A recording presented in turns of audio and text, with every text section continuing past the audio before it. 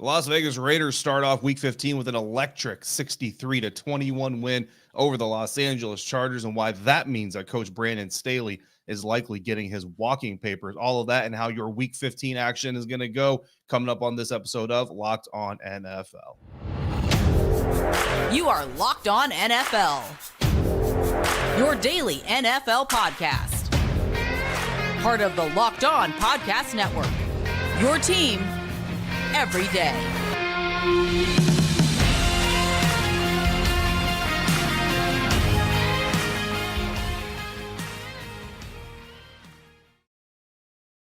Welcome into your Friday episode of Locked On NFL, your daily podcast covering the National Football League, part of the Locked On Podcast Network, your team every day. Thanks so much for making Locked On NFL your first listen of the day every day. Don't forget that you can subscribe for free on YouTube or wherever you're listening to today's podcast. I'm David Harrison at DHarrison82 on Twitter, host of Locked On Commanders and Locked On Bucks, credential member of the media covering both of those teams for Sports Illustrated's Fan Nation group of sites and this illustrious network. He is Tony Wiggins on Twitter at Shop Talking Wig. That's 2 G's on the end of Wig there on Twitter. Host of Locked On Jags with over a decade of covering Duval's finest sports franchise, the Jacksonville Jaguars. Find him on Locked On Jags. Find us as part of the rotation here on Locked On NFL, here with you every Monday through Friday, along with the NFL Everydayers. And we greatly appreciate your continued support for this show and this network. LinkedIn Jobs helps you find the qualified candidates that you want to talk to faster. Post your job for free at linkedin.com/LockedOnNFL. That's linkedin.com/LockedOnNFL to post your job for free.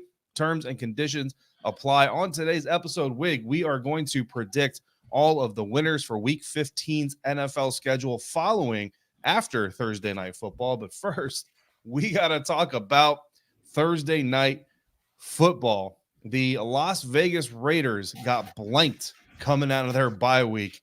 They did not get blanked against the Los Angeles Chargers. Meanwhile, the Los Angeles Chargers put up 21 points, which if I told you before kickoff that the Chargers put up 21 points, you probably go, man, the Raiders lost another one. But instead, it's the Las Vegas Raiders putting up 63 points on the Los Angeles Chargers, an AFC West beatdown. Wig, what are your overall takeaways from Thursday night's action?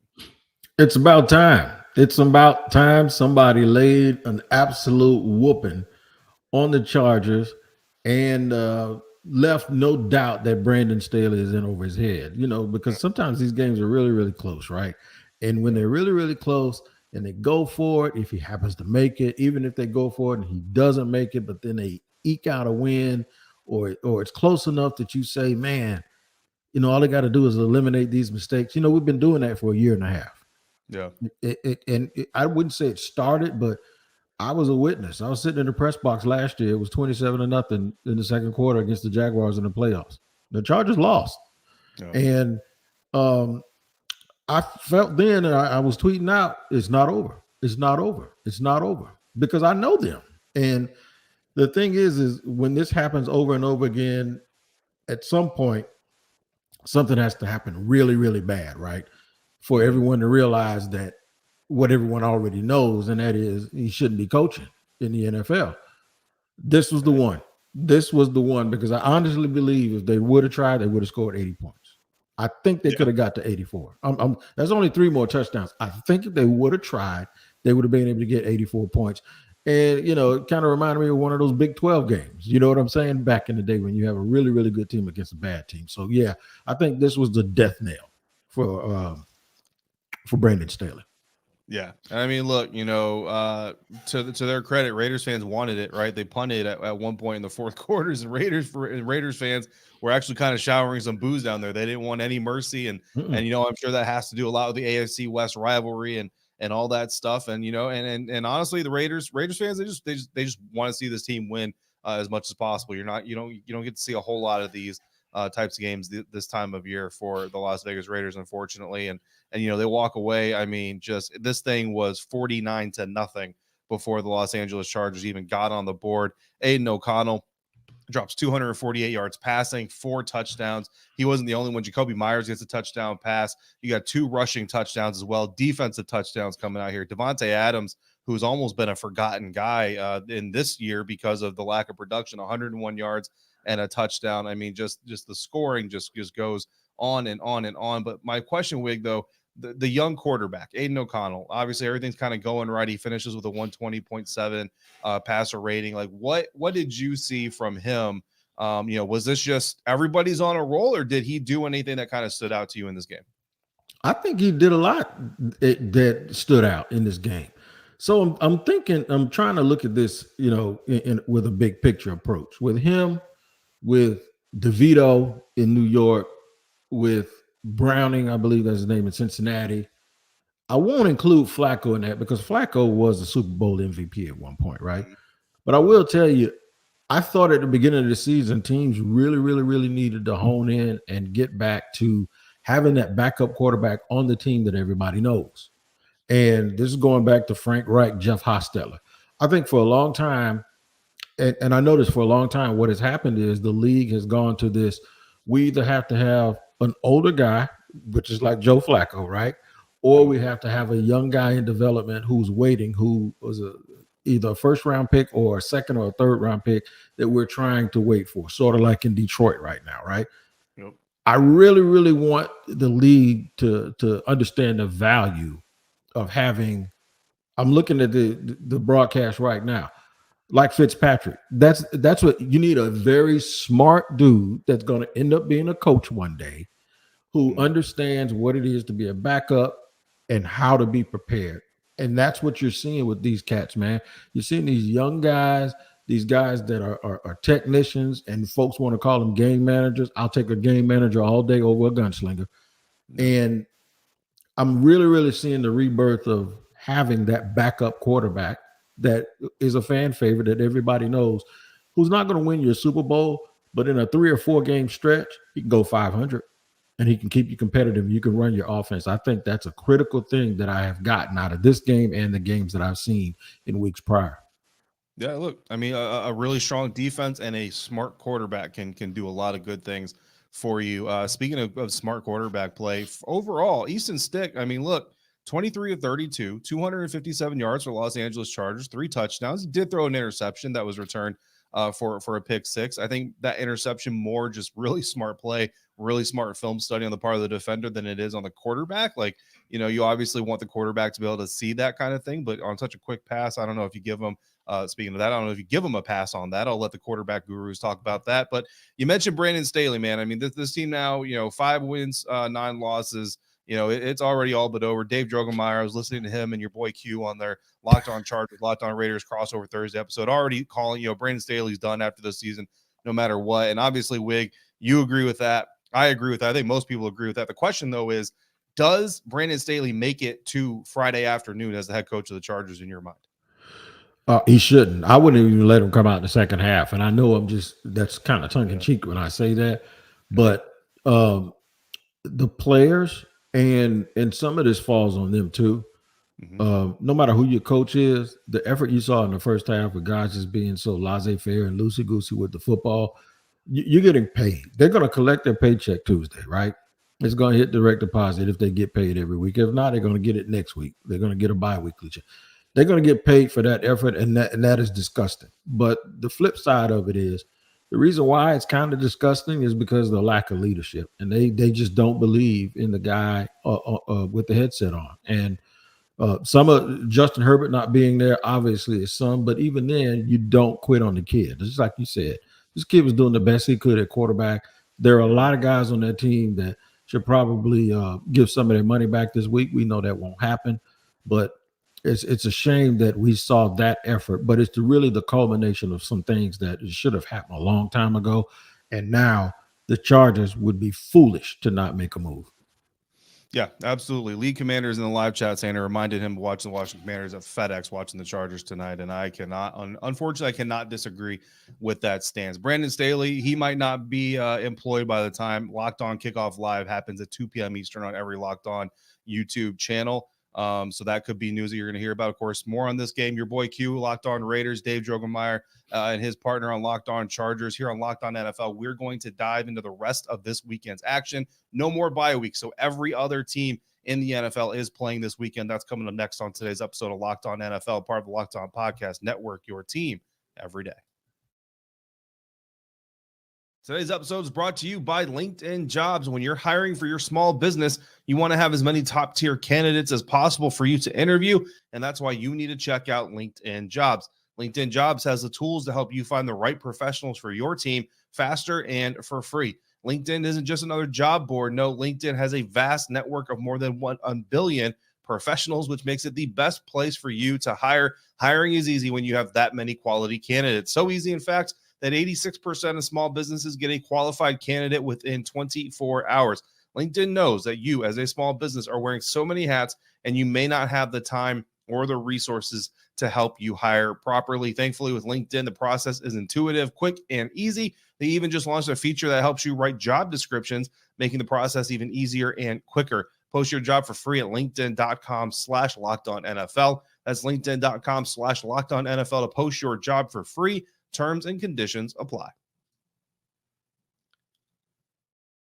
Thanks again for making Locked On NFL your first listener, first view today and every day. Everydayers, thanks for coming through on a regular basis like you do, supporting this show, supporting the entire network. Locked On has launched the first ever national sports 24/7 streaming channel on YouTube.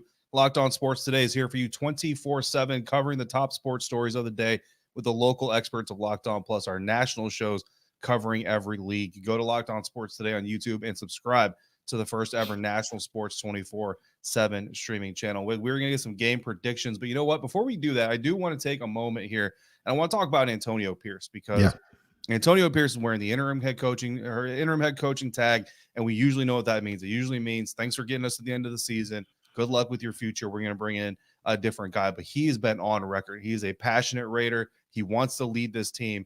And Wig, as much as it looks like the Chargers have kind of given up on their coach, given up on really kind of themselves, the Raiders look like they are going to the mat for themselves, for each other, and for their coach. What do you think of the job Antonio Pierce is doing with the Raiders right now? I think he's done a great job. And I've always liked Antonio Pierce, by the way.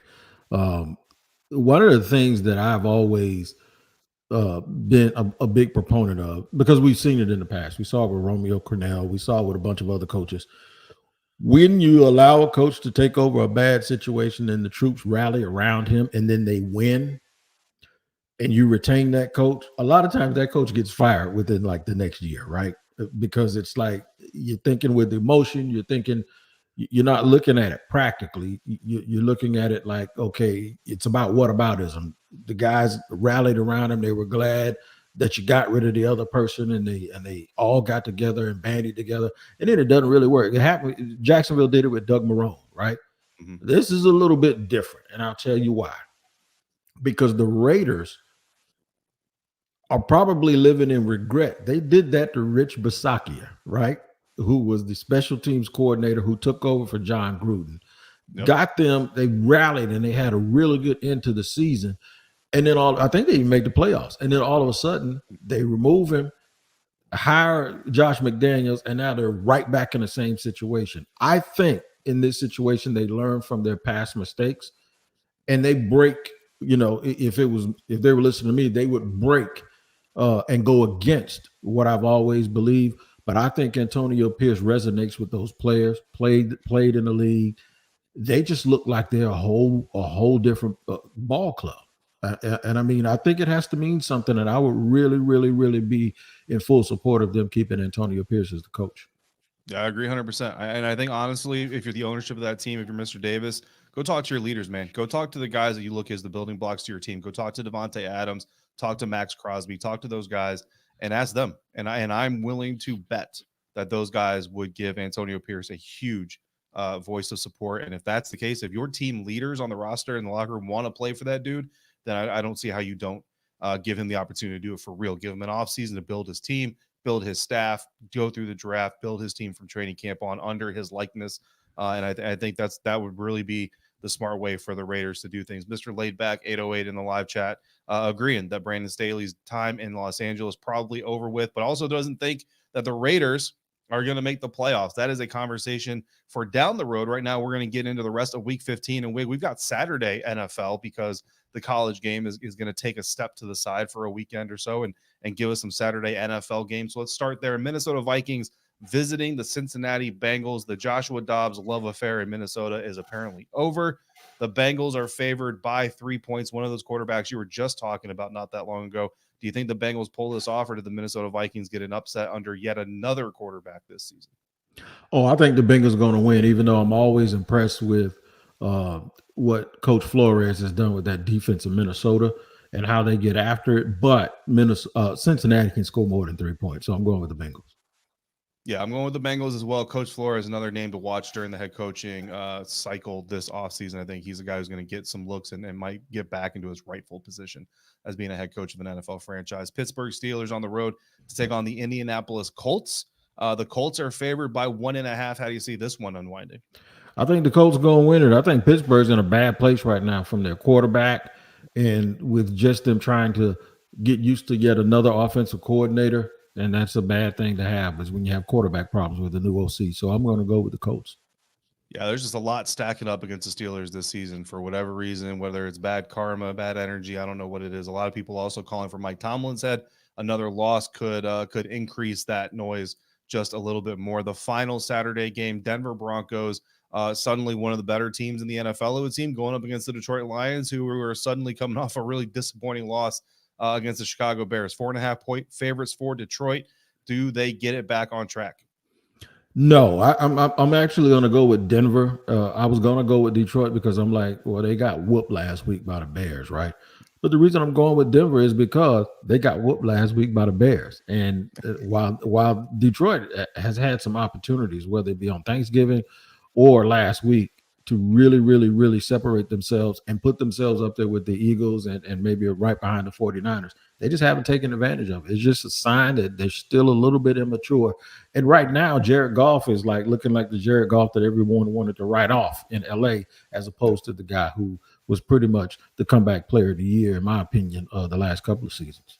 It's very true. A couple months ago, man, Jared Goff was that new hotness, and Russell Wilson was the washed up dude, and now they've almost flipped those roles. Although Jared, I don't know if he was hot enough to be washed up just yet. I am going to take the Lions here, though. They're at home, and that's really the swinger for me. If it was in Denver, I'd probably go Denver, but I'm going to take the Lions at home on that one. We'll see how that one turns out. Looking into Sunday now, the Tampa Bay Buccaneers suddenly first place in the NFC South with a losing record on the road, Lambeau Field, to play the Green Bay Packers. And speaking of quarterbacks that were written off not too long ago, Jordan Love hosting with a 3.5 point line in his favor.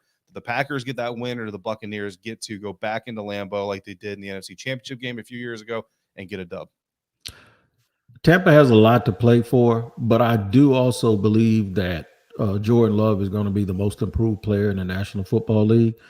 And I'm going to go with Green Bay. I like what they do on defense. I don't know what's going to happen with running backs, because I know Corey Dillon has one arm, and Aaron Jones hasn't been healthy all season.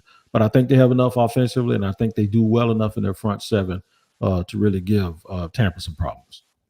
Yeah, the Packers running back group is banged. That's the nicest way to say it, is banged up this season for sure. Giants are on the road against the New Orleans Saints.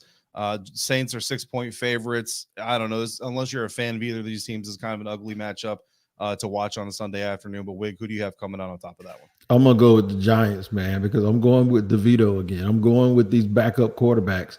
Yeah, man. Did you see that spread his family had on the tailgate? I did. I'm thinking like, oh my goodness. But yeah, I'm going with Tommy. And this is more about the fact that they seem to have found something. Daboll has gotten to a little bit of a comfort level. And the other thing is, I think the Saints fans have found out that Derek Carr's just not a leader.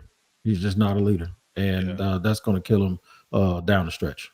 Yeah, he's been very disappointing. It's funny, a little bit of peek behind the curtain for everybody out there. The DeVito hand gesture that people are making, we do that at the Locked On Network, but we do it for Louis DiBiase and Gino Camilleri of Locked On Eagles. Right. They do it for the Giants. So we got an NFC East rivalry for hand signals going on here, but it's all in good fun either way. So that's the early slate of games. We got a lot more action coming up Sunday, and then of course on Monday, we're going to tell you how all of that is going to unfold coming up next on today's episode of Locked On NFL, part of the Locked On Podcast Network, your team every day. This show is sponsored by BetterHelp. In my family, Christmas Eve is our big night, and sometimes those traditions can conflict with the NFL schedule. That puts me in a position to put one above the other. No matter which way I go, no matter which way you decide to go, when holidays conflict with your life, there could be a feeling of stress related to letting someone down or feeling like you're maybe not fulfilling all of your responsibilities. Whether or not your family gives gifts during the holidays or has your own unique traditions, you get to define how you give yourself and also how you give back to yourself. So whether it's by starting therapy, going easier on yourself during the tough moments, or treating yourself to a day of complete rest, remember to give yourself a little bit of love this holiday season. If you're thinking of starting therapy, give BetterHelp a try. It's entirely online, designed to be convenient, flexible, and suited to your schedule. Find your bright spot this season with BetterHelp. Visit BetterHelp.com/lockedon today to get 10% off your first month. That's BetterHelp, HELP.com/lockedon. Wrapping up the Week 15 predictions here on Locked On NFL. We got Pittsburgh Steelers beating the Colts. Mike Tomlin's going to figure it out somehow. The Lions, if they lose, they're going to be in big trouble going on in the live chat, and a little bit of love for Tommy DeVito as well. We'll pick it back up in the NFC South. Falcons on the road against the Carolina Panthers. The Carolina Panthers just can't get right, and because of it, the Falcons are 3-point favorites on the road. What do you think? Not picking Carolina to beat anybody, and that's just not going. I'm just. They got some real good parts too, man. But I just can't. I can't go with it. I'm going to go with the Falcons. Shout out to Aaron Freeman for Locked On Falcons, but I'm going with Atlanta. Yeah, we might need to start the hashtag free Brian Burns this offseason, because he probably wants to get out of Carolina, but I don't know if they're going to let him get out. And they've got the resources to keep him there. Houston Texans on the road to face the Tennessee Titans. The Tennessee Titans are 3-point favorites. Will Levis suddenly looking pretty good, looking better, I think, than a lot of people thought he would. Houston Texans are just banged up. The league leader in players on injured reserve, and CJ Stroud is in concussion protocol. Wig, do the Texans have enough to pull this off, or do the Titans get a win here? No, I'm going with Tennessee. I think Tennessee found something last week. You know, they channeled their inner Mike Vrabel, and that's the way that they played last week in South Florida. I did not expect them to put that much pressure on Tua last week with Jeffrey Simmons out, but they did, and I think they'll match it and do it again this week. Hey, man, teams take on the persona of their coaches. So if you got a soft and weak team, you probably got a soft and weak coaching staff in some respects. And if you got a Mike Vrabel leading your team, you definitely know. Even it may not go perfect all the time, but you're going to be scrappy. You're going to fight to the death there. That's certainly what the Titans do. The New York Giants, 9.5-point underdogs against the Miami Dolphins. Potentially the last game before they get Aaron Rodgers back. But A-Rod has said previously, Wig, it's going to depend on their playoff outlook. The Jets can be eliminated this weekend from playoff contention. Losing is the first step of that. There is some other things that have to happen, but the Miami Dolphins are definitely out for redemption. Do you think they get it? Yeah, they get it. They're gonna beat the Jets. It's gonna be a little more difficult if Tyreek Hill isn't quite healthy, and then with the offensive line injuries they have, the Jets can cause problems for people. They did it for Houston. You just mentioned that CJ Stroud was in concussion protocol. Guess who put him there?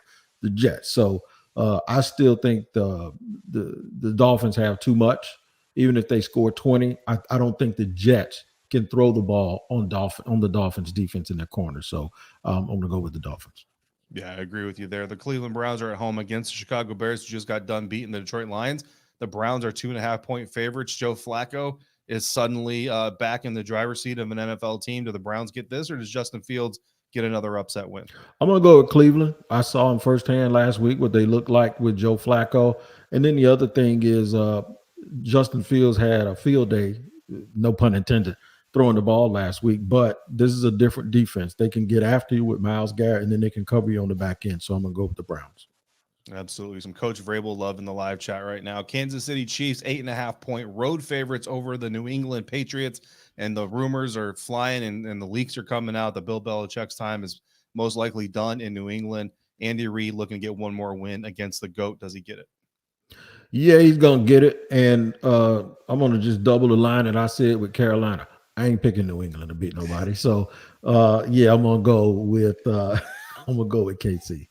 Yeah, that's your number one, number two in the NFL draft. Although the Bears are sending theirs to Carolina, or the Carolina sending theirs to the Bears rather. So the Bears actually get to benefit from all that going on. The number 3 team probably coming up, but the number 4 team right now is the Washington Commanders, who are on the road to Los Angeles. I'm getting ready for my coast-to-coast flight here in about 24 hours. Los Angeles, 6.5-point favorites. Wig, do I get to see anything good after entering SoFi Stadium?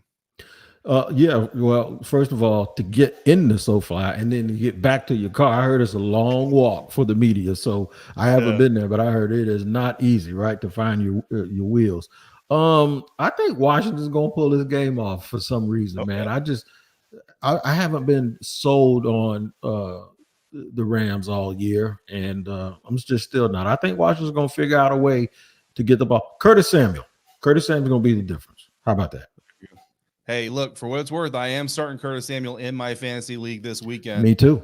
Although I'm on a bye, so it doesn't, I guess, really matter anyway. One of those other teams fighting for a top 5 draft spot, the Arizona Cardinals. Biggest spread of the weekend. They are 12.5-point dogs at home to the 49ers. Wig, we got the 49ers, right? But do the 49ers cover that spread?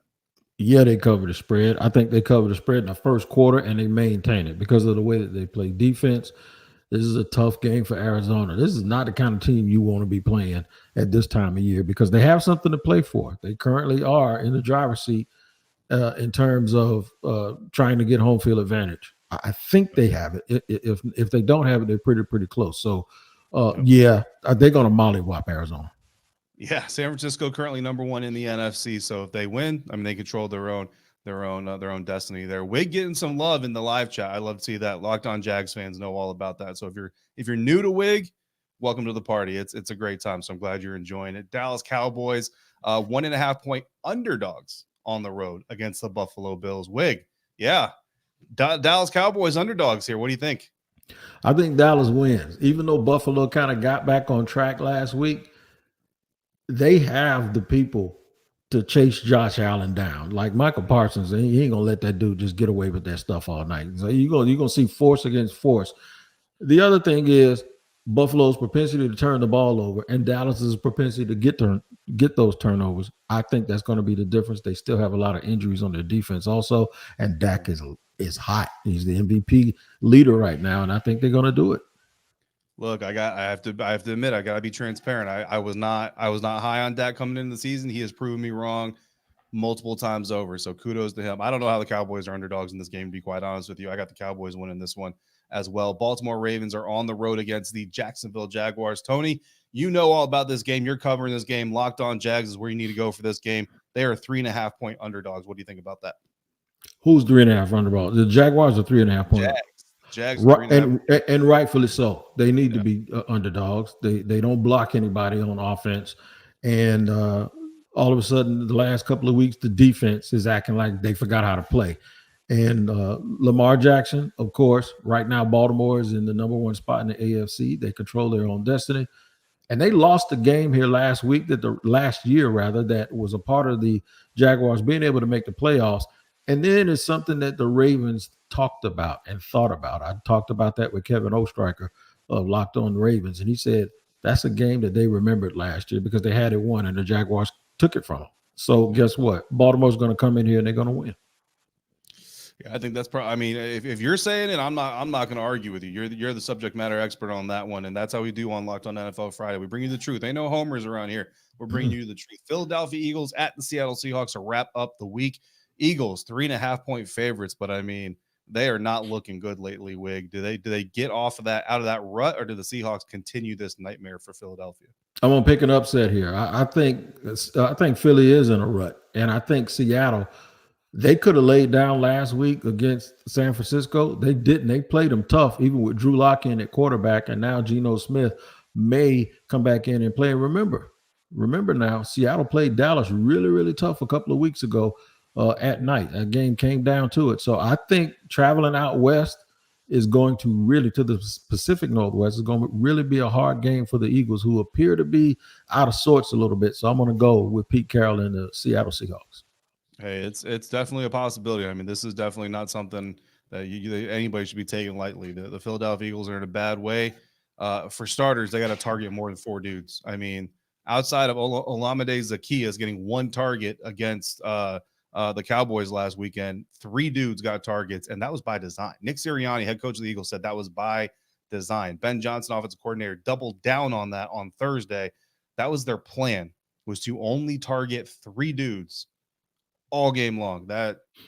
Hey, man. Well, if you don't throw the ball to A.J. Brown, he's going to beat you up because, he always jumps on people. I see somebody in the comments saying Ravens and 49ers in the Super Bowl. I'll tell you this. Everybody talks about the 49ers and their physicality. That'll be one team that's not afraid of them, and that's Baltimore.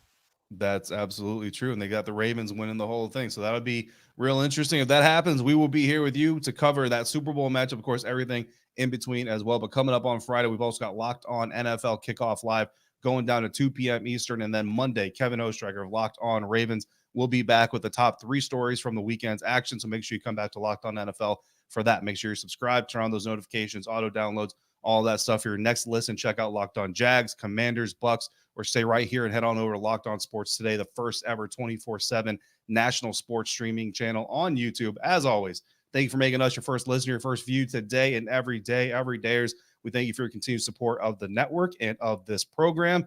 Until we speak again, for Tony Wiggins, I'm David Harrison. We'll see you right back here next Friday for another episode of Locked On NFL, part of the Locked On Podcast Network, your team every day.